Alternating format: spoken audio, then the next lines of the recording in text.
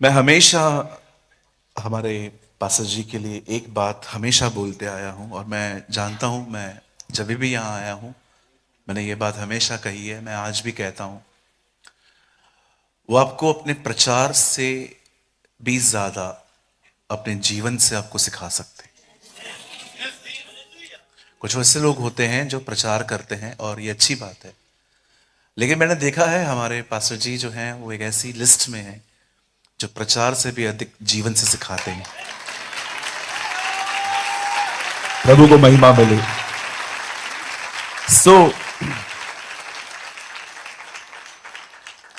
सो मैं आपको कभी भी मैं ये बात बड़ी दृढ़ता से कहता हूं, किसी कारण ये चर्च मत छोड़ना,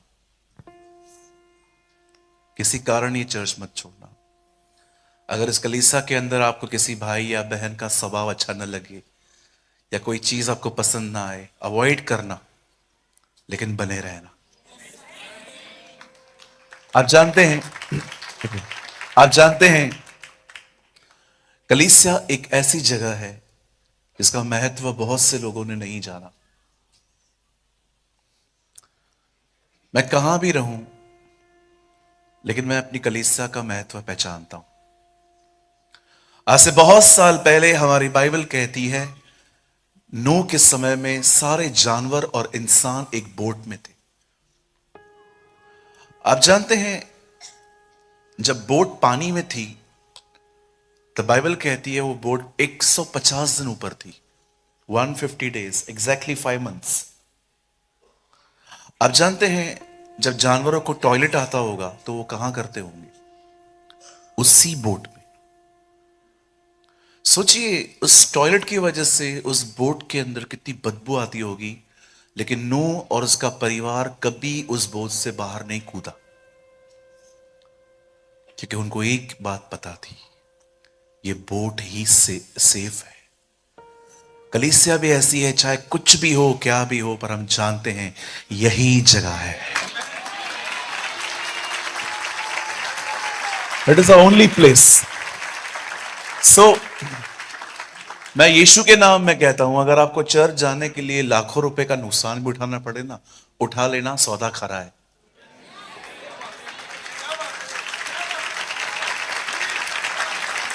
चाहे चाहे कुछ भी हो क्या भी हो, डोंट मिस संडे चर्च।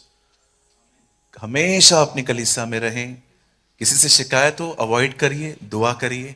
प्रभु ने कहा सताने वालों के लिए प्रार्थना करो और धन्यवाद दो ऐसे लोगों का, क्योंकि कोई सताने वाला होगा ही नहीं तो प्रार्थना किसके लिए करोगे? सो जो भी सताएं उनको धन्यवाद दो कि आप प्रभु का एक वचन फॉलो करने में मेरी मदद कर रहे हो। थैंक यू, है ना? आइए अपने पास वाले से कहिए हमें खुदा के घर में बने रहना। यस।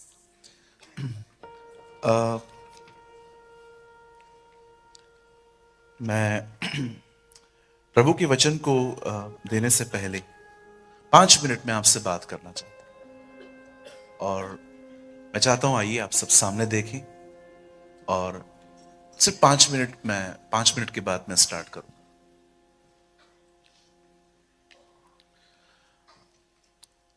जब आप और मैं, जब हम पुराना नियम पढ़ते हैं, when we read Old Testament, जब हम पुराने ऐदनामे को खोलते हैं तो वहां पर एक किताब है जिसका नाम है लेवी व्यवस्था। एक्चुअली इस किताब का नाम लेवियों की व्यवस्था है। इस किताब के अंदर आपको बहुत सारे बलिदान मिलेंगे, होम बलि, मेल बलि, अन्न बलि, धन्यवाद बलि, बलिदानों का जिक्र है। पर क्या आपने एक बात चेक की? सारे बलिदान खुदा के सामने मारकर लेके जाया जा सकता था। आप कभी नहीं पढ़ोगे कि खुदा ने कहा कि कोई जानवर लो और उसको मेरे सामने जिंदा लेकर आओ। सबको मारना पड़ता था। पुराने नियम का हर बलिदान मरा हुआ है, अ डेड सैक्रिफाइस। पर हमारी बाइबल नए नियम में कहती है आओ अपने आप को जीवित चढ़ाओ, अब बाइबल नहीं कहती है कि तुम्हें मरे हुए बलिदान चढ़ाने। Now the Bible says sacrifice, offer yourself as a living sacrifice. अब अपने आप को जीवित, पवित्र, निर्दोष, भावता हुआ बलिदान करके चढ़ाओ। यही तुम्हारी आत्मिक सेवा है। एक बार मैं जब इस लेवी व्यवस्था की किताब और इस वचन को पढ़ रहा था, तो मैं खुदा से एक बात पूछ रहा था, खुदा पुराने नियम में सब बलिदान मरे हुए हैं, बट नए नियम में आपने कहा अपने आप को जिंदा लेकर आओ। और मैं सोचने लग गया, मैं अपने आप को खुदा के सामने जिंदा कैसे ले जा सकता हूं। और आप सभी जानते हैं बाइबल ही बाइबल को एक्सप्लेन करती है। बाइबल ही बाइबल को एक्सप्लेन करती है। हो सकता है आज कोई वचन आपको नहीं समझ में आ रहा है, पर कुछ समय के बाद एक ऐसा वचन मिलेगा जो उस वचन को एक्सप्लेन कर देगा। आप जानते हैं, जब मैं एक वचन को मैंने पढ़ा और उस वचन में उत्तर लिखा हुआ था कि एक्चुअली हम अपने आप को जिंदा कैसे चढ़ा सकते हैं, और यह वही वचन था जो यीशु ने शैतान को कहा था, मनुष्य केवल रोटी ही से नहीं परंतु परमेश्वर के हर एक उस वचन से जो उसके मुंह से निकलता है जीवित रहेगा।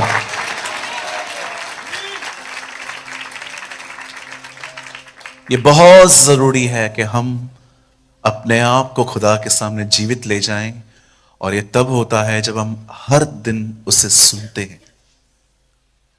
और परमेश्वर के बात करने के बहुत तरीके हैं। एक तरीका है बाइबल, दूसरा तरीका है आपके पास सलीम खान जी परमेश्वर का दास भी कह सकता था, लेकिन मैंने आदर के साथ कहा। और एक तीसरा भी प्रभु के साथ प्रभु आपसे बात कर सकते हैं कि जब आप सो जाओ तो वो आपके सपनों में आके आपसे बात कर सकता है। He talks in dreams, in visions. वो सपनों में, दर्शनों में बात करता है। अगर आप में से किसी को भी शिकायत है प्रभु मुझसे बात नहीं करते, तो मैं आज आपके सामने एक उत्तर लाया हूं। आप डाइवर्ट हैं। डाइवर्ट समझते हैं? उत्तर प्रदेश में इन दिनों में एक प्लेस है जिसका नाम है कानपुर। वहां पर बहुत जोर शोर से मेट्रो का काम चल रहा है। इतना जोर शोर से कि आप कभी सोच भी नहीं सकते। 5 मिनट का अगर रास्ता होगा तो आपको 20 मिनट लग जाएंगे, क्योंकि सारे रूट्स डाइवर्ट हैं।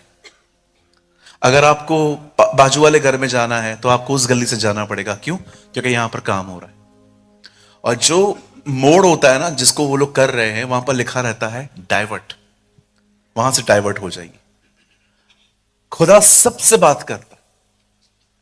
हमारी बाइबल कहती है उत्पत्ति की किताब में, पहले दिन उसने रोशनी बनाई, दूसरे दिन उसने पानी का एक हिस्सा ऊपर भेजा, तीसरे दिन उसने अर्थ बनाई, चौथे दिन उसने ज्योतियां बनाई। उसके बाद उसने 3 जगहों के जानवर बनाए, पानी में और आसमान में उड़ने वाले और पृथ्वी पर चलने वाले। और बाइबल कहती है हर दिन वो कुछ बोलता गया और बनता गया। बाइबल का पहला चैप्टर कहता है खुदा हर दिन बोलता है, एवरी डे। हमें क्यों नहीं सुनाई देता? क्योंकि हम डाइवर्ट हैं। डाइवर्ट होना समझते? आप सुबह उठे, आप प्रेयर कर रहे थे, आप बाइबल पढ़ रहे थे, अचानक घर के किसी पर्सन ने आपको कुछ बुरा भला कह दिया और अब सब वचन धुल गया। अब आपके अंदर वही बातें हैं, इसने ऐसा कैसे बोला? इसे कहते हैं डाइवर्ट हो जाना। कुछ लोग मोबाइल में डाइवर्ट हैं इन दिनों में। वे तो बाथरूम में भी फोन ले जाते। फिर परमेश्वर का वचन वहां भी आता है, हे एहलिया तेरा यहां क्या काम?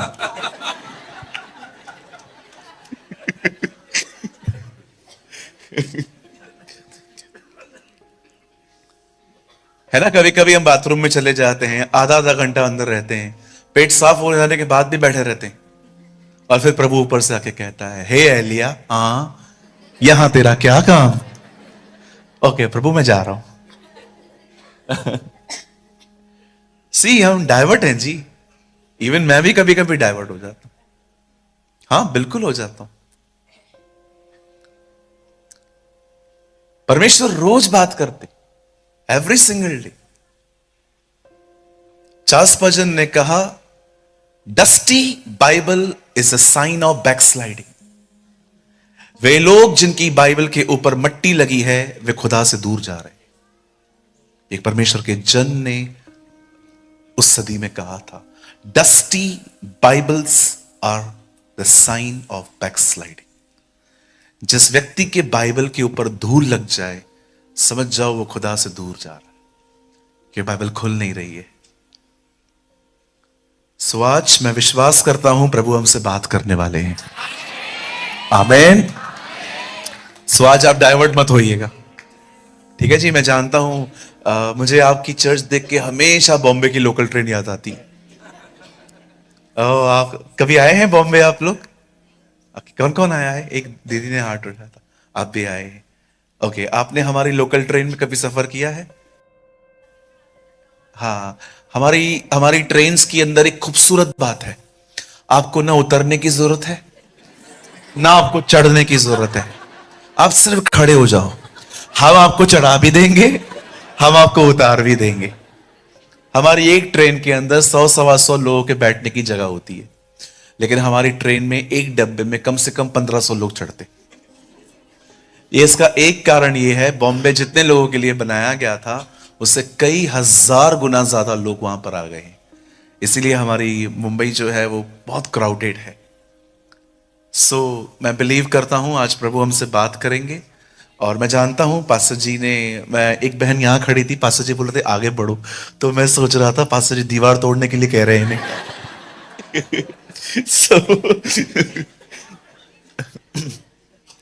लेकिन प्रभु आने वाले दिनों में तो आपको और भी बढ़ाने वाला है ना?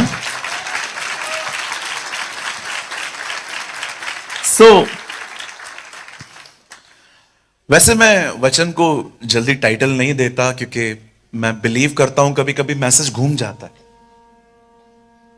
कई बार क्या होता है, मैं जानता हूं जितने भी प्रभु के दास बैठे हैं यहां, उन्होंने भी अनुभव किया होगा कि कभी कभी हम जो तैयार करते हैं हम वो बोल ही नहीं पाते। सो मैं कभी कभी टाइटल नहीं दे पाता हूं, लेकिन आज मैंने अपने संदेश को एक टाइटल दिया है, और उस टाइटल का नाम है प्रभु प्रतिफल देगा। परमेश्वर देगा।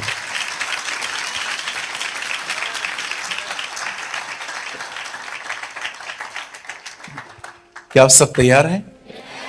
ओके, 11:20 हो रहे हैं।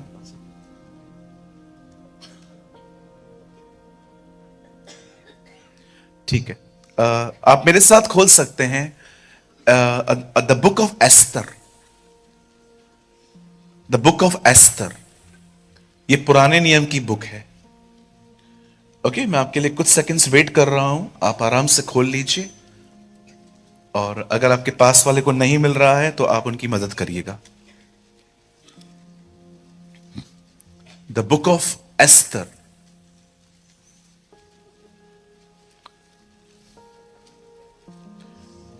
नेहमिया के बाद आती है।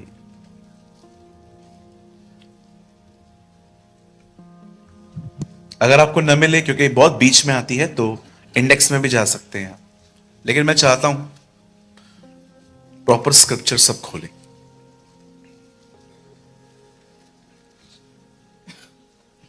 द बुक ऑफ एस्तर, और हम सब खोलेंगे 6 अध्याय, चैप्टर 6।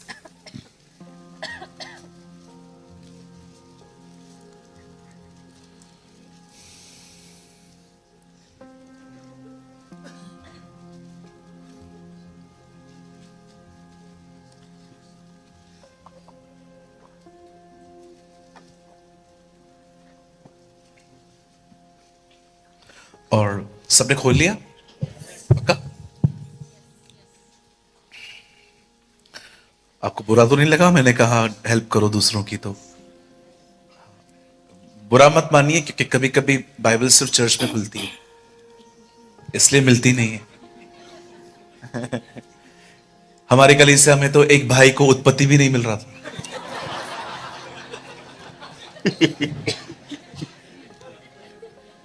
मैंने उससे कहा तू मीटिंग के बाद मुझसे दुआ करवा के जा।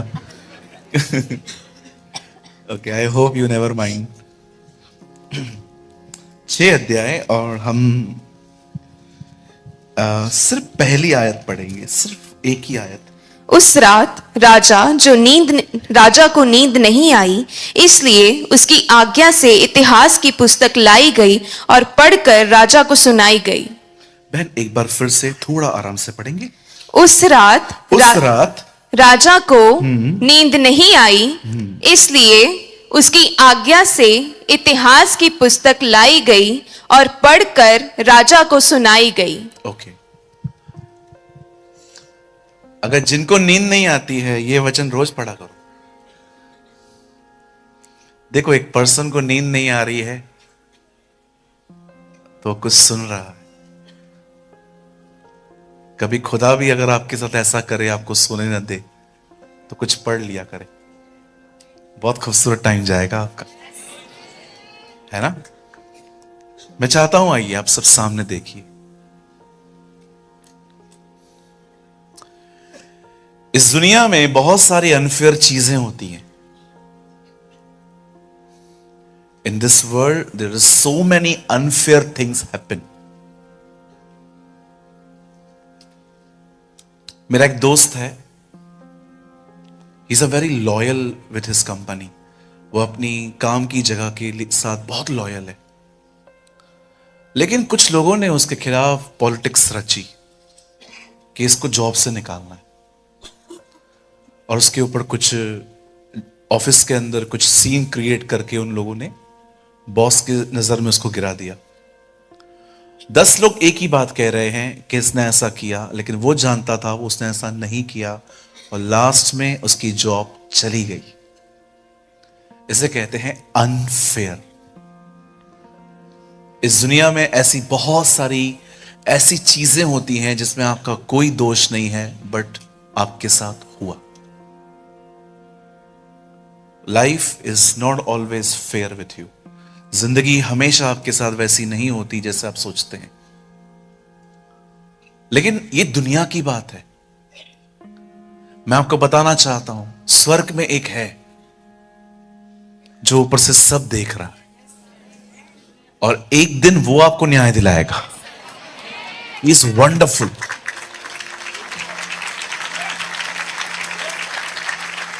भले ही इस दुनिया में बहुत सारी ऐसी चीजें होती हैं जो अनफेयर हैं, लेकिन याद रखिए ऊपर की दुनिया बहुत अलग है। शायद लोग सब कुछ न देख पाएं, लेकिन बाइबल कहती है वो सब देख रहा है। He knows everything. दानियल की पुस्तक में लिखा है, अंधेरे में क्या है तू जानता है, क्योंकि तेरे निकट प्रकाश बना हुआ है। सो आपके साथ कितना भी अनफेयर हुआ, चाहे आपके साथ कुछ भी ऐसा हुआ हो जिसमें आपकी गलतियां नहीं थी, या तो एक चीज मैं देखता हूं जो बहुत पेनफुल है। मैंने देखा है जो लोग बहुत कुछ करते हैं ना, उनके काम को कभी ऊपर कोई नहीं लेके आता। एक बहन है जो मैरिज करके अपने हस्बैंड के साथ रह रही है, उसके पूरे परिवार को देख रही है, लेकिन उसकी कोई सराहना नहीं करता, उसे कोई लिफ्ट नहीं करता, और ये काम उसे और डिप्रेस कर देता है। कई बार हमारे जिंदगियों में ऐसी चीजें होती हैं जो हम करते हैं पर हमें कभी भी रिवॉर्ड नहीं मिलता, और फिर हम एक ऐसे एटीट्यूड में आ जाते हैं कि चलो इसके लिए ही पैदा हुए थे हम, कि बस करना ही ये है।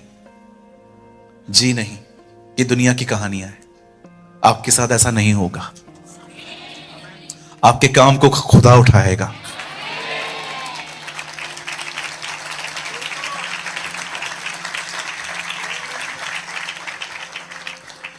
मेरी बाइबल कहती है एक दिन था जब शरेश्य राजा ने अपने 127 प्रांतों में एक भोजन, एक बहुत बड़ी पार्टी अनाउंस की। मैं आपको बताना चाहता हूं, एस्तर एक ऐसी किताब है जिसमें खुदा का नाम नहीं है। आपको कहां पर भी परमेश्वर, प्रभु, यहोवा, पवित्र आत्मा, यीशु ये वर्ड्स नहीं मिलेंगे। प्रभु की एक दासी जॉइस मेयर जब उसके चर्च के अंदर लोग आके कहते हैं प्रभु काम क्यों नहीं करते, तो उनको हमेशा कहती है एस्तर पढ़ो। तुम्हें वहां पर भी दिखेगा कि खुदा कुछ नहीं कर रहा, लेकिन वही कर रहा है, वही कर रहा है। अगर आपको ऐसा लगता है कि परमेश्वर इन दिनों में कुछ नहीं कर रहा, तो मैं आपको सेम बात कहूंगा उस बहन की। आप एस्तर की किताब पढ़िए, जहां पर परमेश्वर का नाम नहीं है, पर सारे कामों से भरी हुई है उसकी। वो हर अध्याय में कुछ कर रहा है। कई बार प्रभु को आदत है पर्दे के पीछे काम करने की, वो कर्टन के पीछे काम करता है। इसलिए यीशु की मौत ने पर्दा फाड़ा ताकि हम देख सकें कि पर्दे के पीछे क्या हो रहा है। आमीन। बाइबल कहती है एक राजा था जिसका नाम था शरक्ष इन इंग्लिश, और खुदा के पाक कलाम में लिखा है कि उसने अपने 127 प्रांतों को, बड़े बड़े लोगों को, अधिकारियों को, उसने अपने गवर्नर्स को, अपने सेंचुरियंस को, हर एक को बुलाया कि आओ हम एक पार्टी करने वाले हैं। और इतिहास गवाह है ये पार्टी 6 महीने चली है, 180 डेज। और इस पार्टी के अंदर उन्होंने हर चीज खाने के लिए रखी थी। और एक चीज वहां पर और भी जिक्र है कि शराब पीने के लिए वो लोग किसी को भी जोर जबरदस्ती नहीं करते थे। लिखा है पीना तो नीति के अनुसार होता था। सब जिक्र है कि हां ऐसा हुआ है, इट्स अ फैक्ट। और बाइबल कहती है उन्हीं दिनों में जब शरिश राजा बहुत पी चुका था, तब उसने रानी वश्ती को एक मैसेज भेजा कि तू क्वीन है और क्वीन की तरह हमारे बीच में आ। और वो दिखाना चाहता था कि कितनी खूबसूरत पत्नी दी है उस खुदा ने, मतलब उसके पास है। लेकिन हम सभी जानते हैं रानी वश्ती ने साफ मना किया, मैं नहीं आने वाली, आई विल नॉट कम। और जब यह बात राजा को पता चली कि रानी ने मुझे मिलने से मना किया है, वो बाहर आने से उसने मना किया है, बाइबल बताती है वो क्रोध से भर गया, क्योंकि अब बात ईगो पे आ गई थी। अब बात आने और जाने की नहीं थी, अब बात यह थी मेरी आज्ञा क्यों नहीं मानी। जानते हो ईगो, एक घमंड से भरे हुए व्यक्ति के अंदर सबसे बुरी बात क्या है? वो भलाई से ज्यादा अपनी बात माने जाने से खुश होता है। कहिए पास वाले को कभी घमंड न करें, घमंड से दूर रहिए। हमारी बाइबल कहती है खुदा को चढ़ी हुई आंखें भी पसंद नहीं, चढ़ी हुई आंखें। एक परमेश्वर के दास ने सीढ़ियां बनाई, सीढ़ी। अभी आप YouTube देख रहे हैं ना, पहले YouTube इतना नहीं होता था फेमस, पहले सीडीज चलती थी। आपके घर पे कोई पुराने DVD प्लेयर्स पड़े? अभी तो कोई यूज ही नहीं करता, लेकिन पहले DVD प्लेयर्स आते थे, सीडी डालते थे हम लोग। मुझे आज भी याद है, हम बाजार से ले आते थे। एक परमेश्वर के दास ने एक सीडी बनाई, उसका नाम रखा प्रभु तुम्हें पवित्र करेगा। एक ही दिन में वो सारी सीढ़ियां बिक गई। सेकेंड वीक में उन्होंने एक और सीडी बनाई, उसका नाम लिखा आओ हम प्रभु की आराधना करें, वो भी सीडी बिक गई। तीसरे हफ्ते में उन्होंने एक सीडी बनाई जिसका उन्होंने नाम रखा घमंड न करो, एक भी नहीं बिकी। क्योंकि जो लोग वहां से गुजर रहे थे सब लोग उसको टाइटल को देख रहे थे, घमंड मत करो। घमंड तो मुझ में है ही नहीं, मैं लूं क्यों, चलो।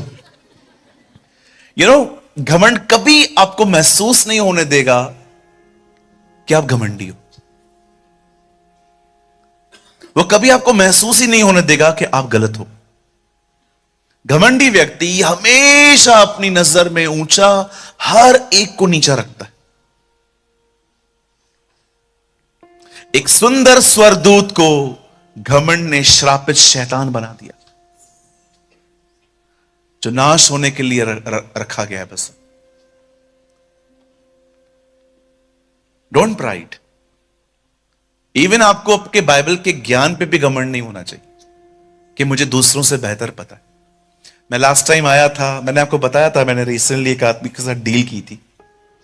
एक बंदा था जो मेरी मीटिंग में बैठा हुआ था, मैं बाहर था कहीं पर, तो जैसे मैं स्टार्ट करता था बोलना, वो चला जाता था और एकदम आगे बैठता था। मतलब सारे लोग देख रहे हैं कि मीटिंग के बीच में कैसे जा रहा है। और एक बार नहीं, उसने ऐसा 3 बार किया। अब एक्चुअली ये पर्सनल थिंग है, मुझे इतना ध्यान नहीं देना चाहिए, लेकिन पता नहीं क्यों मैंने उससे पूछा। मैंने कहा भाई साहब आपको कुछ तकलीफ है? जैसे मैं आता हूं आप चले जाते हो। तकलीफ नहीं है, मुझे सब पता है। आई नो एवरीथिंग, मेरे को सब पता है। ऐसे चुटकियां मार के बात करते, ये अजकल से कुछ पूछो, यर्मिया से कुछ पूछो, प्रकाशित वाक्य से पूछो, मैं तुमको बता दूंगा। मैंने प्रभु से कहा, प्रभु मैं आज इसे नहीं छोड़ूंगा, मैं बाद में पश्चाताप कर लूंगा, लेकिन आज मैं इसे नहीं छोड़ूंगा। मैंने कहा भाई साहब आइए, 2 मिनट काम है आपसे। हाँ पूछो पूछो पूछो, क्या पूछना है? मैंने कहा मैं यर्मिया यशाया इन किताबों से नहीं, मैं सुसमाचारों से पूछ सकता हूं। अरे सुसमाचार तो मैं ऐसे ही पढ़ चुका। मैंने कहा अंकल एक क्वेश्चन ये है, यीशु ने 5000 लोग को खाना खिलाया, उनके नाम तो बता दो।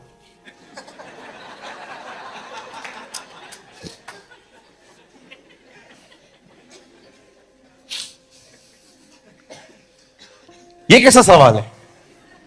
मैंने कहा आपने कहा कुछ भी पूछो, तो मैं कुछ भी पूछ रहा हूं। नहीं ऐसा थोड़ी होता है। मैंने कहा चलो लेट्स बार्गिन, थोड़ा आसान पूछता हूं। हाँ पूछो। मैंने कहा वो जो मछली खिलाई उसका नाम बता।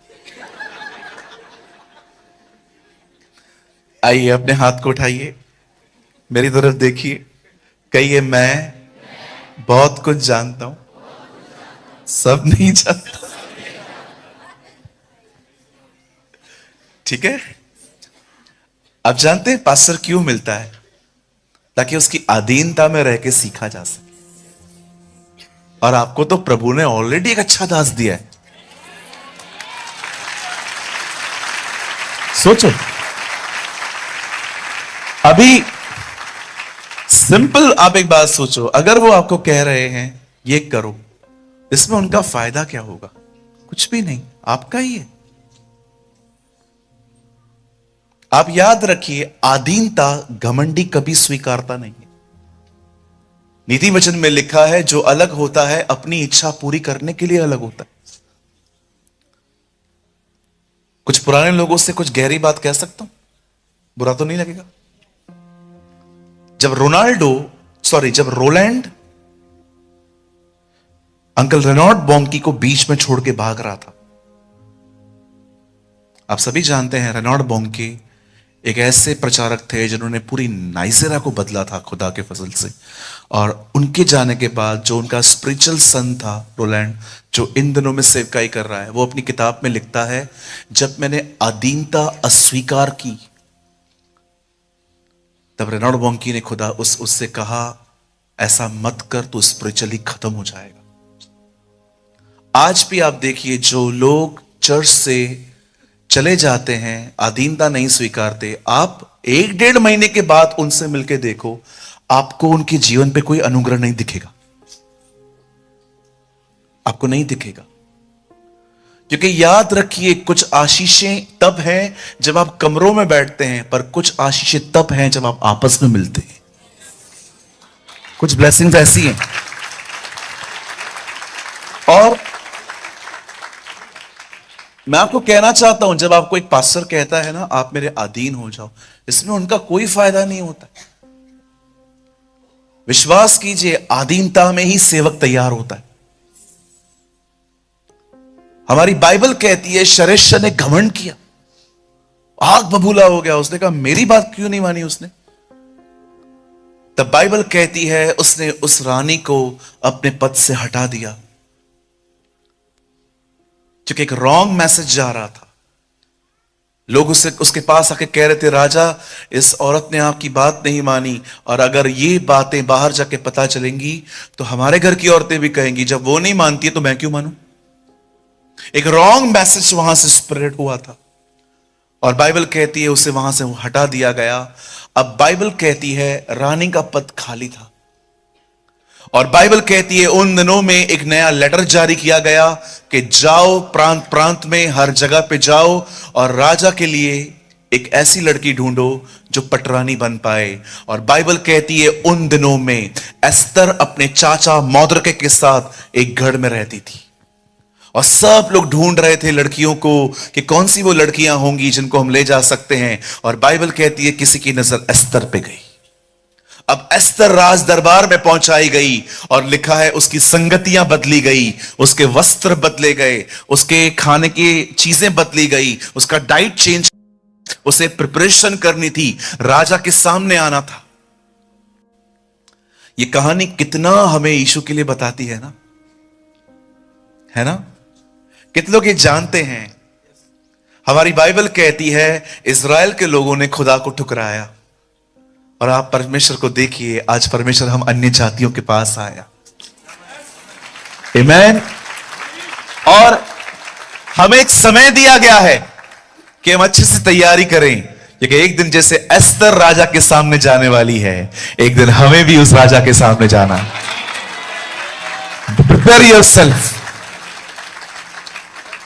मैं आप में से हर एक को कहना चाहता हूं, these are the days of preparation. ये तैयारी के दिन हैं। प्रभु का मार्ग तैयार करो, उसकी सड़कें सीधी करो। मैं आपको कहना चाहता हूं, ये तैयारी के दिन हैं। आप हमेशा याद रखना, बाइबल कहती है वो कुंवारियां नहीं गई जो दूल्हे के आते समय तैयारी शुरू कर चुकी थी, वो गई जो तैयार थी।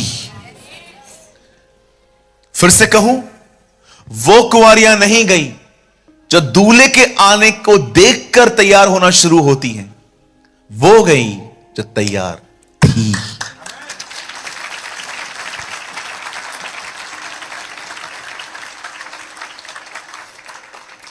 बाइबल कहती है ये वो दिन थे जब एस्तर को हर दिन नई नई चीजों से संवारा जा रहा था, और कई महीनों की तैयारी में उसे तैयार किया गया। अब मैं आपको कुछ बताना चाहता हूं जिस पे आपको बहुत ध्यान देना पड़ेगा, नहीं तो आप समझ नहीं पाएंगे चीजें। आप जानते हैं एस्तर अपने चाचा मोर्दके के साथ रहती थी। अब एस्तर तो पैलेस में है, चाचा कहां गया? ये बहुत अमेजिंग पॉइंट है बाइबल की। आप जानते उसका चाचा कहां गए? वो बिल्कुल पैलेस के बाहर बैठता था। आप पढ़ के देखिए, वो गांव नहीं लौटा। ऐसा नहीं है कि वो उस लड़की को राजभवन में छोड़ के अपने गांव चला गया कि चलो लड़की अंदर है। नो, आप पढ़ के देखो, आपको पूरी बाइबल में वो उसके बाद हमेशा पैलेस के बाहर बैठा हुआ मिलेगा। वो दरबार के बाहर बैठा रहता था। और आप जानते हैं उन्हीं दिनों में राजा का एक और कर्मचारी था, हमान। वो रोज आता जाता रहता था, और जब भी वो आता था लोग उसके सामने झुकते थे, सजदा करते थे। लेकिन मोर्दके जो उसी पैलेस के बाहर बैठा रहता था, see this is his attitude. वो जा रहा है और ये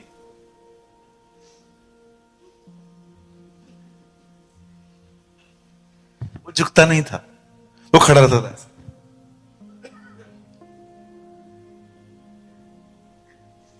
अब ये चीज हामान को मार रही थी।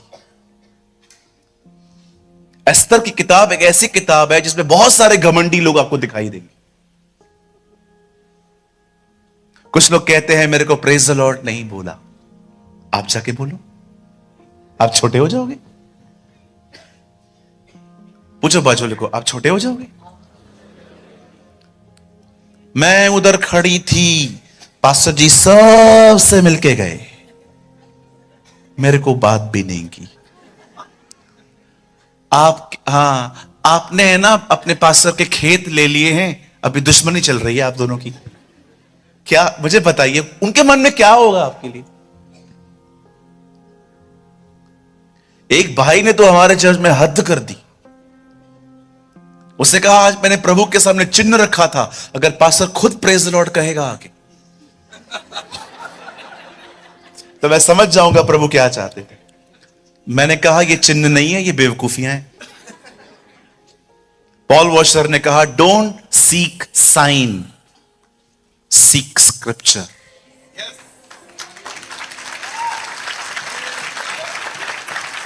एक परमेश्वर के दास ने कहा चिन्ह मत खोजो, परमेश्वर का वचन खोजो कि क्या ऐसा लिखा है कि नहीं।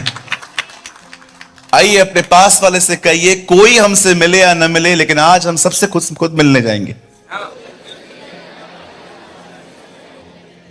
हाँ, don't live in a spirit of dictator. Dictator की तरह मत जियो।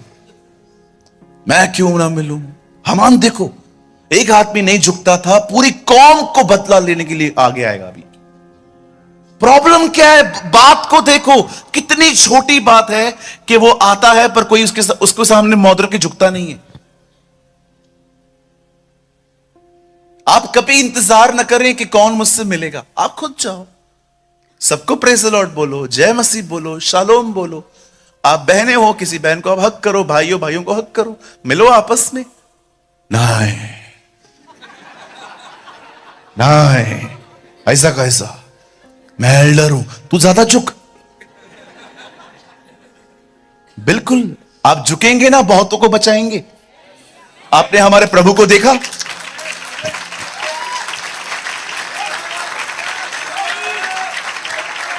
हाँ बिल्कुल।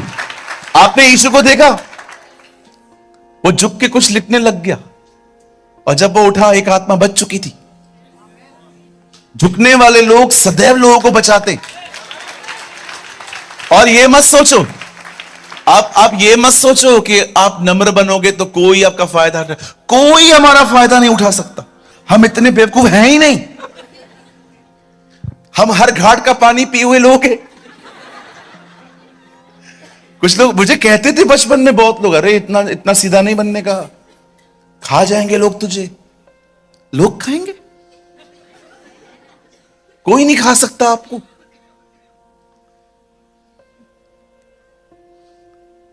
मैंने बहुत सारे भाई बहनों को देखा है, एकदम मस्त डिक्टेटर की तरह जिंदगी जीते, महाराजा एंड महारानी। जगह पे फिक्स रहता है चर्च में इनका, जैसे वो आएंगे हटिया। अरे ये क्या बात है जी? आगे बैठना, जल्दी आओ। हमारे कलीसिया में एक बहुत बड़ी बहन आई, मतलब है वो, मैं मानता हूं वो किसी पोजीशन पे है। वो पहले आई और सारी पहले की रो पूरी भर चुकी थी। हमारी कलीसिया में 10:30 की सर्विस में 10:15 बजे पूरी 70% चर्च भर जाती है, क्योंकि सबको डर रहता है कि लेट गए तो पीछे बैठेंगे। इस डर में सब जल्दी आ जाते। छोटी कलीसिया चलाने का ये बहुत बड़ा फायदा होता है। आप जानते हैं, वो एक बहन आई और उसने आके देखा, पहली रो में सब लोग बैठे हुए थे, और हमारे लोग भी इतने सयाने कि वो देख रही है कि जगह चाहिए, और सब अपना मुंह ऐसे करके बैठे हुए कि हमें ना उठना पड़े। मीटिंग पूरी हुई, उन्होंने मुझे कहा, pastor I have a complain. मैंने कहा, टेल मी व्हाट हैपेंड, क्या हुआ? आपके चर्च में एक बात ठीक नहीं है। मैंने कहा, क्या हुआ, क्या बोलो तो सही। आपके चर्च में मेन लोगों को बिठाने के लिए कोई जगह अच्छी नहीं है? मैंने कहा, हमारे चर्च में मेन लोग जल्दी आते।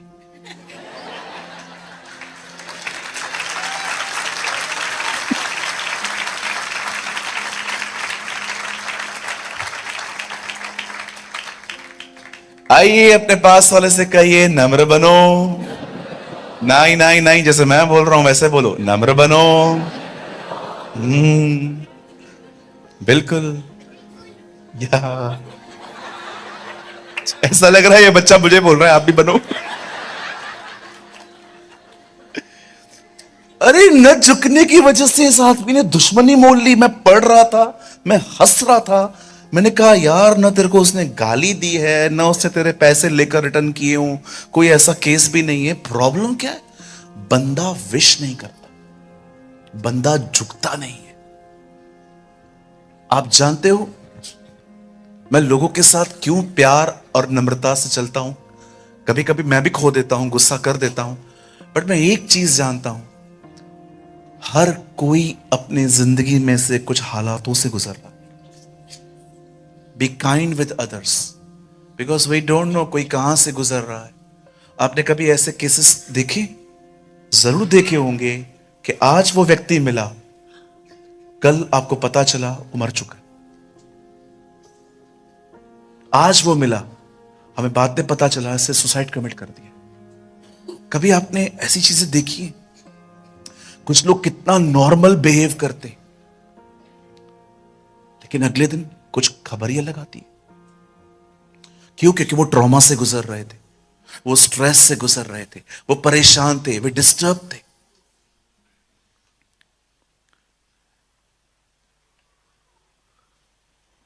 खुदा का पाक कलाम कहता है, मैं आपका अधिक समय नहीं लूंगा, मुझे सिर्फ आपके 15-20 मिनट चाहिए। परमेश्वर का वचन कहता है, जब हामान उतरता था दरबार से राजा के कुछ काम से, और बाइबल कहती है जब मोर्दकाय उसको देखता था और वो उसके सामने झुकता नहीं था, ये बात उसे बड़ी डिस्टर्ब करती थी। एक दिन हमारी बाइबल कहती है इससे ठान लिया कि ये राजा के कानों को भरेगा, और उससे राजा को सारी बातें पहुंचाई कि राजा, हमारे बीच में कुछ ऐसे लोग मिलते रहते हैं जो हमारे कानूनों को नहीं मानते, इनकी अपनी ही नीतियां हैं। मैं चाहता हूं आप इन लोगों को खत्म करने की आज्ञा दे दें, और मैं आपसे वादा करता हूं इसके बदले मैं फायदा भी करवाऊंगा आपका कि जब ये लोग मरेंगे इनकी जितनी भी संपत्ति होगी वो मैं सब दरबार में ले आऊंगा। अगर आप इंग्लिश बाइबल में पढ़ें तो कमेंट्री ऐसी बताती है कि इसने राजा के साथ एक सौदा किया। राजा ने कहा गो अहेड, आप आगे बढ़ो, करो। और आप जानते हैं इससे पहले भी बाइबल में एक इंसिडेंट हुआ है। जब एस्तर का चाचा बाहर बैठता था तो वो सारी खबर रखता था कि दरबार के आसपास हो क्या रहा है। तो दो लोग ऐसे थे जो राजा को मारने की कोशिश कर रहे थे, और ये बात उसने दरबार में पहुंचा दी थी और उससे राजा की जिंदगी बचाई थी। और उन दिनों में एक ऐसी प्रथा थी कि जो कुछ होता था वो डायरी में लिखा जाता था। आज भी आपने देखा होगा बहुत सारे लोग अपनी लाइफ की डायरी लिखते, हर दिन जो उनके साथ होता है वो लिखते रहते हैं। एक दिन जब राजा के कान भरे गए और राजा ने कहा ठीक है मारो इन लोगों को, उस समय के कुछ समय के बाद एक रात आई जिसका मैं जिक्र करना चाहता हूं। लिखा है इस रात राजा को नींद नहीं आ रही थी, और राजा को लगा कि मैं कुछ सुन लेता हूं। और राजा ने अपने एक कर्मचारी से कहा एक काम करो, कोई बुक लेकर आओ और आके पढ़ के सुनाओ। और लिखा है कि एक हिस्टोरिकल बुक निकाली गई, इतिहास मतलब जो हो चुका है। और जानते हैं उस किताब को जब उसने खोला और उसमें से वो देखो पेपर भी वही निकला है, और उस पेपर को उसने खोला, वहां पर लिखा था राजा, एक दिन था जब आप पे कोई हमला करना चाह रहा था और एक व्यक्ति ने आपकी जिंदगी बचाई थी। मैं बिलीव करता हूं यह बुक अपने आप नहीं निकली है। नो नो, हो ही नहीं सकता। आप देखो ये किताब उन दिनों में निकली है जिन दिनों में उस आदमी और उसकी जाति को खत्म करने का फतवा जारी हुआ है। और वो कहता है सर, कोई समय था जब आपको कोई मारने वाला था और आपकी जिंदगी किसी व्यक्ति ने बचाई थी।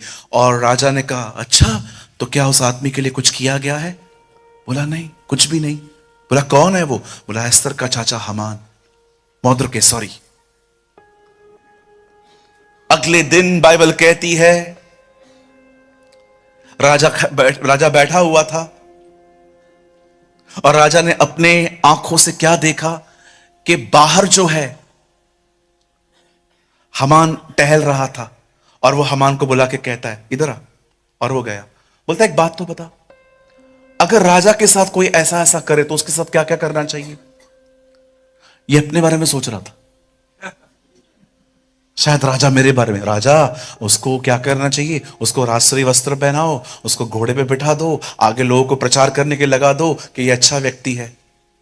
उसने कहा वेरी गुड, ये सब कुछ तू अब मोर्दकाय के साथ करेगा।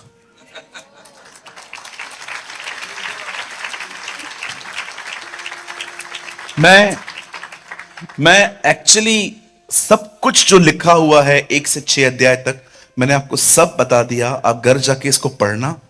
मेरा बहुत मन था कि आप इस कहानी को जो आपने ऑलरेडी पास्टर जी के मुंह से कई बार सुनी होगी, मैं चाहता था कि आप इसको और सुनो और पढ़ो। लेकिन अब मैं कुछ बताना चाहता हूं जो वहां नहीं लिखा है। आइए, मैं चाहता हूं आप सब सामने देखें, ध्यान दें। ये जितना भी मैंने आपको बताया इसमें कोई प्रकाशन नहीं है, ये सब लिखा हुआ है, ऐसा हुआ था। आप जानते हैं जिस समय एस्तर के चाचा ने उस राजा की जिंदगी बचाई थी। वो सब कुछ एक किताब में लिख के वो किताब को दबा दिया गया था।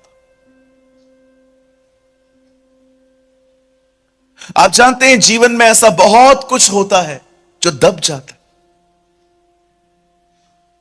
कई बार आप में से बहुत सारे जो लोग हैं यहां पर, जिन्होंने बहुत सेवा की होगी लोगों की, जिन्होंने बहुत कुछ सैक्रिफाइस किया होगा, बट दब जाता है। कई बार हमारी जिंदगी में ऐसा होता है, हम हर एक की जगह सह लेते हैं, हम हर एक को सहन कर लेते हैं, हम नाइस बिहेव करते हैं, हमें तकलीफ होती है, दिखाते तक नहीं है कि हम अंदर से घुट रहे हैं। लेकिन मैं आप में से हर एक को कहना चाहता हूं, ये परमेश्वर ने मुझे वचन दिया है इस कलीसिया के लिए। मैं आपको कहना चाहता हूं, आपका समय आ रहा है। योर टाइम इज कमिंग, जब परमेश्वर आपके छुपे हुए कामों को उठाएगा and God will reward you. परमेश्वर उसका प्रतिफल देगा। कई बार हम अपनी जिंदगी में इग्नोर किए जाते हैं, अवॉइड किए जाते हैं। हम जिंदगी भर किसी घर के साथ लॉयल बने रहते हैं, किसी व्यक्ति के साथ लॉयल बने रहते हैं, लेकिन हमारे सारे काम दबा दिए जाते हैं। एस्तर की किताब एक ऐसी किताब है जिसमें बताया गया है कि कई बार आपके अच्छे भले काम जो आपने किए हैं वो दबा दिए जाएंगे, लेकिन वो हमेशा दबे हुए नहीं रहेंगे। वो हमेशा दबे हुए नहीं रहेंगे। खुदा उन कामों को निकालेगा, खुदा उन कामों को महिमा देगा, खुदा उन कामों को उठाएगा।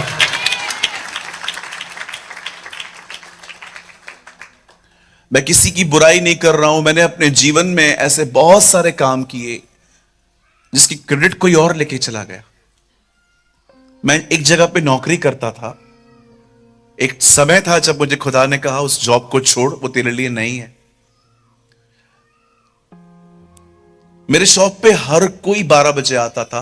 मैं अकेला व्यक्ति होता था जो 10 बजे आके पूरे शॉप को क्लीन करके बैठता था, और मेरे बॉस आते थे 1 बजे।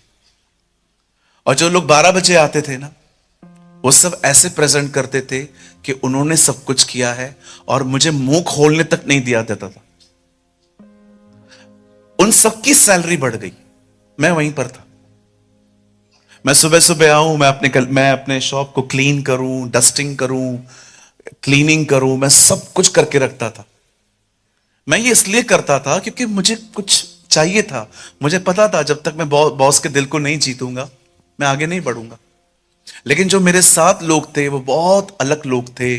वो बॉस के सामने ऐसे प्रेजेंट करते थे कि ये कुछ नहीं करता है, हम ही करते हैं सब।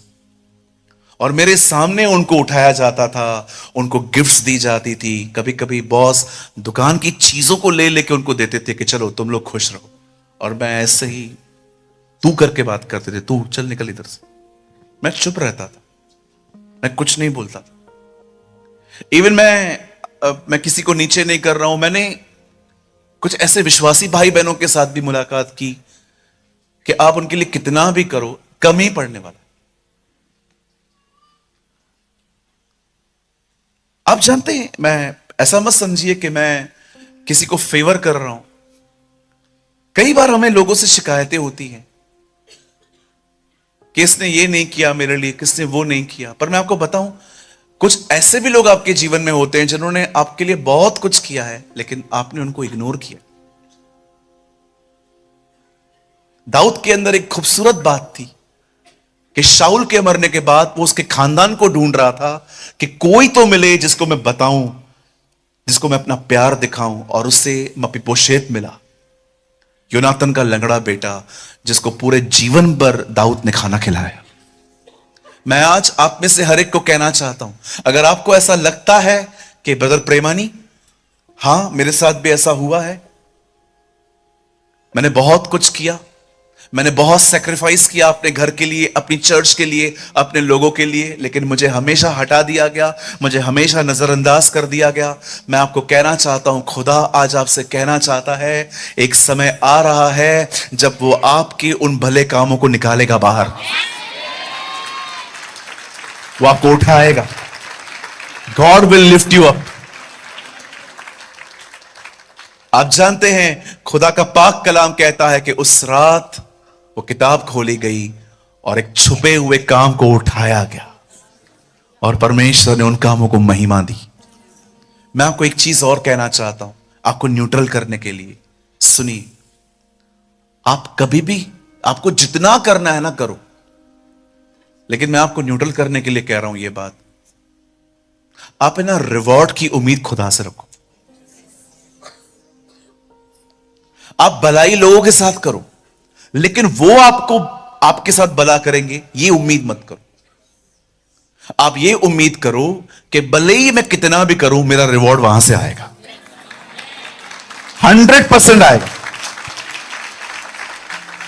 मैं फिर से कहूं, अगर आप लोगों की भलाई इसलिए करोगे ताकि वो आपके साथ भलाई करें, तो मैं आपको सच कहता हूं आप थक जाओगे, थक जाओगे। आई प्रीच व्हाट आई प्रैक्टिस। मैं आपको वो बता रहा हूं जो मेरे साथ हुआ है। आपको जितना करना है करो, अपनी जिंदगी निश्वार कर दो, लेकिन वो भी करेगा ये उम्मीद मत करो, अदरवाइज आप हमेशा उसको ही देखते रहोगे। ब्रदर, मैं अपनी सास से कितना अच्छा चलती हूं, पर वो हमेशा मेरे पति को कंप्लेन ही करती है। बिल्कुल करेगी, क्योंकि आप उसको देख रहे हो। ब्रदर, मैंने अपने हस्बैंड के लिए कितना कुछ किया, लेकिन आज भी मेरा पति मेरे बच्चों को यही सिखाता है कि तुम्हारी मां थोड़ी ऐसी वैसी है। ब्रदर, मैंने अपने काम पे कितना कुछ किया, मैंने अपने बॉस में, अपनी कंपनी के साथ कितना लॉयल रहा, पर ब्रदर हुआ क्या, सब ऊपर आज मेरा भी सैलरी उतना ही है। जी नहीं। एक दिन फ्लोरिडा में एक पास्टर को कैंसर हुआ। उन्होंने पास्टर बेनी हिन को कॉल किया कि पास्टर बेनी, क्या आप मेरे चर्च में आएंगे? मुझे कैंसर है, लेकिन यह बात चर्च को पता नहीं है। आप आइए, प्रचार कर लिए, अंत में मेरे लिए प्रार्थना करके चले जाइए, पर किसी को बताइएगा मत कि मुझे कैंसर है। पास्टर बेनी हिन जब वहां पर खड़े हुए थे और जब भी वो आगे बढ़ रहे थे उस आदमी के ऊपर हाथ रखने के लिए, विश्वास कीजिए, वो अपनी बायोग्राफी में लिखते हैं, मुझे परमेश्वर मना कर रहा था इस बंदे पे हाथ मत रख। बोल रहा था कितनी बार ऐसा हुआ कि मैं जा रहा हूं हाथ रखने के लिए, पर खुदा कह रहा है हाथ मत रख, हाथ मत रख। लेकिन एक टाइम ऐसा आया जब परमेश्वर ने कहा अब जा, अब हाथ रख। Wait wait wait wait. उन्होंने परमेश्वर से पूछा, प्रभु आप पहले बोल रहे थे मत जाओ, अब कह रहे हो अब जाओ? बोला हां, क्योंकि जब तक वो तुझे देख रहा था मैं तब तक कह रहा था मत जा, लेकिन एक दिन एक टाइम ऐसा आया उसने अपनी निगाहें तुझसे हटा दी और उसने मुझे देखा। मैंने कहा अब तू जा।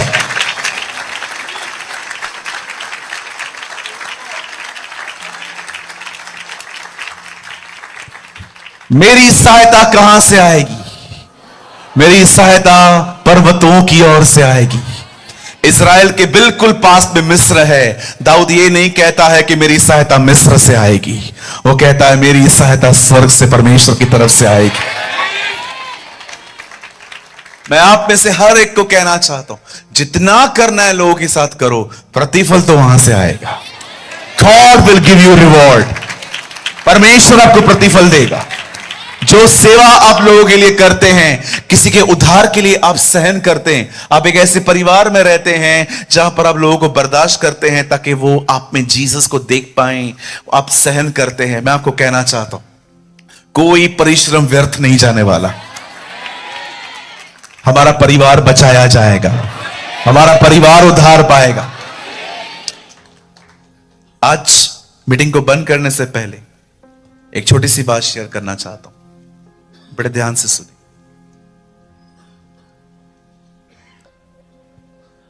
आज अपनी थकान यहीं छोड़ के जाइए। कहिए पास वाले से, अपनी थकान यहीं छोड़ के जाओ। मैं तो थक गई हूं, मैं तो थक गया हूं। ढीठ हैं, ढीठ ये लोग, कभी नहीं सुधरने वाले। कितना भी करो घर के लिए, कितना भी। आप जानते हो, मैं उम्मीद करता हूं ये बातें यहां नहीं होंगी, पर मैंने बहुत बार देखा है कलीसिया के बाद बहनों की अपनी ही कलीसिया लगती है। मैं इसे पंचायत भी कहता हूं कि 4 बहनें जा रही हैं, जाते जाते बातें कर रही हैं। खाना तो बनाते नहीं है ये लोग, लंगर तो लगता नहीं है इनके चर्च के अंदर। और जाते जाते वो कह रही हैं, हाँ ठीक है कोई बात नहीं, बुराई तो कर लिया आपने। ये कई बहनें सास और बहू की बातें करती रहती हैं, तेरी सास कैसी है, तेरी बहू कैसी है। नो, ये थकान छोड़ के जाओ।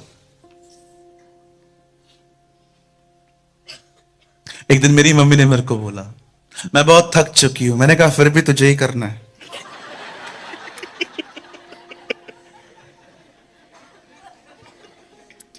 तू तो कभी समझेगा नहीं मुझे। मैंने कहा नहीं मां, मैं नहीं समझूंगा, मुझे समझा भी मत। कई लोगों को बेटे देखा ऐसे से बोलते, थक गया हूं मैं, बस बस बहुत हो गया, अब छोड़ दो मैं और मेरी तन्हाई। यू नो, कई लोग ऐसे मुगले आजम की तरह बातें करते रहते, छोड़ दो मुझे देवदासों की तरह, मैंने सबके साथ किया, आज के बाद मैं किसी के साथ भलाई नहीं करूंगा, इस जमाना ये दुनिया है ही नहीं ऐसी। ब्रदर, धन्यवाद दो उन लोगों का जिन्होंने आपकी मदद नहीं की, इन्होंने आपको प्रभु पे निर्भर होना सिखाया।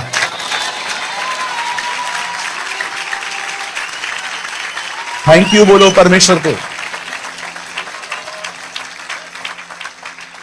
शुक्र करो उन लोगों का जिन्होंने अपने फोन उस दिन बंद रखे जिस दिन आपको उनकी जरूरत थी। शुक्र करो खुदा का उन लोगों के लिए जिन्होंने उस समय आपका फोन नहीं उठाया जिस समय आपको बहुत जरूरत थी। अगर उस दिन वो आपका फोन उठाते, आप प्रभु को नहीं पुकारते। शुक्र करो। लिसन, वेट, मैं कुछ पूछ सकता हूं आपसे? बताइए, इजरायली मिस्र से निकले और कनान जा रहे थे, तो कहां से जा रहे थे? बोलो बोलो। हाँ जी, जंगल से जा रहे थे। गुड। यीशु ने दरियाए यरदन पे अभिषेक पाया, उसके बाद वो कहां गया? अच्छा, जंगल लेकर कौन गया? दुष्ट आत्मा के पवित्र आत्मा? हाँ, मेरे पीछे कहिए, पवित्र आत्मा सिर्फ हरी हरी चराइयों में नहीं ले जाता, वो कई बार जंगलों में भी ले जाता है। अब मुझे बताइए, जंगल किस चीज को दर्शाता है? ना परेशानियों को क्यों बहन, मांग के क्यों लूं परेशानियां में? Jungle is a school, it's a training. हर विश्वासी को उधर से गुजरना है। पौल कहता है, जब प्रभु ने मुझसे मुलाकात की, मैं अरब को चला गया। हर विश्वासी की जिंदगी में स्कूल आता है। परमेश्वर अपनी कोई भी बुक, कोई भी चीज ब्लैक बोर्ड पे नहीं सिखाएगा। पता है वो कैसे सिखाता है? कितने लोग स्विमिंग करना जानते हैं? स्विम करना जानते हैं? आप जानते हो स्विम कैसे किया जाता है? ट्रेनर आपको कभी नहीं कहेगा अभी अंदर जा और ऐसे कर, वो आपको धकेल देगा।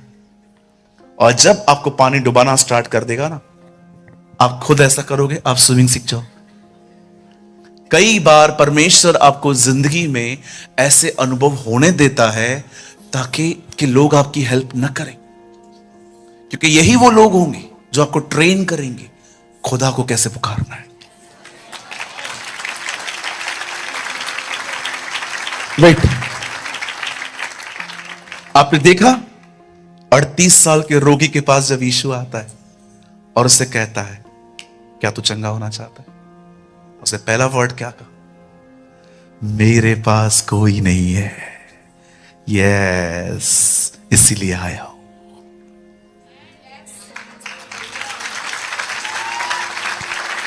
That's why I'm here. ये भाई को प्रॉब्लम आएगी तो पहले व्हाट्सएप स्टेटस पे लिखेगा, पहले सबको बताएगा, पहले सिंपैथी गेन करो। और व्हाट्सएप पे तो हर तरह की इमोजी है। नाक बह रहा है उसकी भी इमोजी आई है, देखा है आपने? ऐसे ऐसे कुछ निकल रहा है सफेद सफेद। अब मैं मजाक नहीं कर रहा हूं, आप व्हाट्सएप पे चेक करो, नाक बहने की भी इमोजी है। वो लोग उसको लगा के लिख देते हैं, feeling cold and cough, pray for me. क्या क्या दिया है इन लोगों ने, हर चीज दे दी। एक अंकल, एक आंटी, छोटा बच्चा दे दिया है और लोग लिखते हैं प्रे फॉर माय फैमिली। पहले ये लोग जाएंगे, वहां पर लिखेंगे जाके कि मुझे बुखार है, सर्दी है, लुधियाना में ठंडी है, जो भी ये लिखना है लिखेंगे। उसके बाद किसी संस्था में कॉल करेंगे, फिर किसी प्रेयर टावर में कॉल करेंगे, फिर पास्टर जी की खून चूसेंगे, फिर सब करेंगे। लिसन लिसन, मेरी बात सुनिए। अंत में खुदा के पास, प्रभु आप तो सब देख रहे हैं, सब देख रहा हूं मैं, सब देख रहा हूं, कितने चक्कर मार के कहां कहां से तू होकर आया है।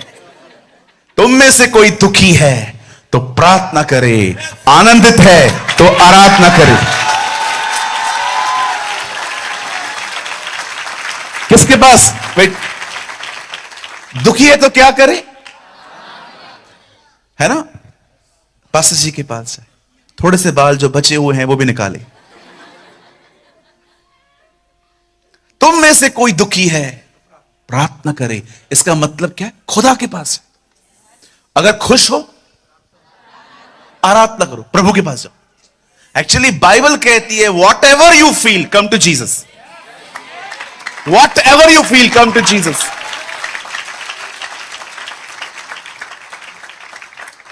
आप जानते हैं अगर आप दुखी हैं, खुदा के पास नहीं जाएंगे तो बिलीव मी वो दुख आपको डैमेज करेगा। और यदि आप बहुत खुश हैं तो खुदा के पास अगर आप नहीं गए तो वो खुशी आपको शायद खुदा से दूर ले जाएगी। बिल्कुल, इसलिए हमारी बाइबल कहती है हर समय उसमें बने रहो।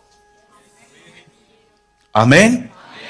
आइए अपने पास वाले का हाथ पकड़िए, भाई बहन, भाई भाइयों का, बहनें बहनों का, और उन्हें कहिए आपके छुपे हुए भले कामों को परमेश्वर बाहर निकालेगा।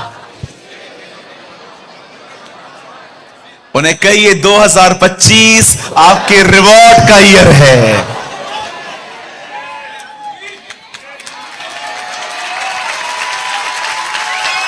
दो 2025 आपके प्रतिफल का वर्ष होगा, जब परमेश्वर हमारे छुपे हुए भले कामों को निकालेगा, हमें नए लेवल पे ले जाएगा, हमें आशीषित करेगा। यीशु मसीह नासरी के नाम में। Amen, amen. Come on, give a good clap for the Lord. जो मॉर्दकाई के साथ हुआ वो मेरे साथ भी होगा। परमेश्वर मेरे छुपे हुए कामों को बाहर ले आएगा।